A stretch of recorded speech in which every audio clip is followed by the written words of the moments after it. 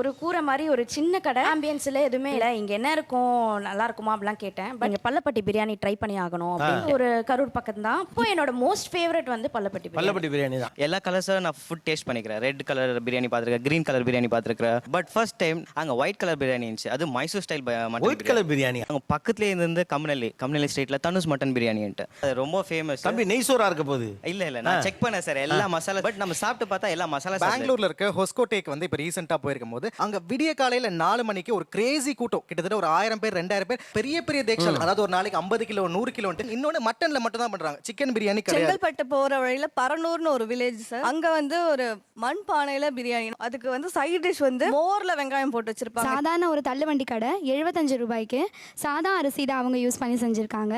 எந்த ஒரு காஞ்சிபுரம் பக்கத்துல வடபூண்டிப்பட்டு அப்படின்ற ஒரு கிராமம் போற வழியில சார். சாதா அரிசியில செஞ்ச மாதிரியே அந்த பிரியாணி இல்ல, ஃப்ளேவரும் நல்லாவே இருந்துச்சு. சார் கொங்கு சைடில் பல்லடம்ல வந்து என்னோட ஃப்ரெண்ட் வந்து ஒருத்தங்க வீட்டுக்கு கூட்டிட்டு போனாங்க. இந்த பிரியாணியில் தே யூஸ் சின்ன வெங்காயம்.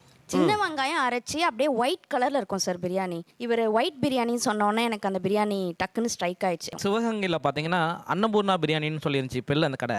பச்சரிசியில் பண்ணுவாங்க அந்த பிரியாணியை தேடி இன்னும் ஒரு அலைஞ்சிட்டு இருக்கேன், ஏன்னா இன்னும் கிடைக்க முடியுது அந்த சுவை. அந்த பச்சரிசியில் வந்து மட்டன் போட்டு பண்ணுவாங்க பிரியாணி, அதுக்கு வந்து தால்சா கொடுப்பாங்க. ஸோ நாங்கள் ஒன்று வாங்கிட்டு பத்தாது.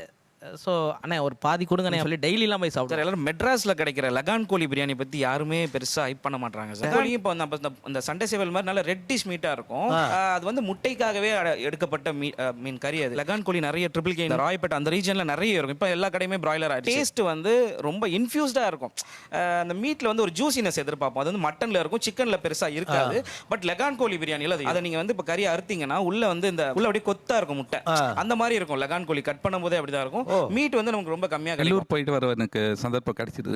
வண்டியில் வந்து பாட் பிரியாணி சட்டி பிரியாணி வச்சிருக்கிறதா சொன்னேன், நல்ல ஒரு சைஸ்ல மட்டன் பிரியாணி. அதுக்கப்புறமா எத்தனை வாட்டி நான் நெல்லூர் போற வாய்ப்பு கிடைக்குதோ, மாப்பிள்ள நெல்லூர் போறீங்களா தவறாம பிரியாணி சட்டி பிரியாணி வேண்டது.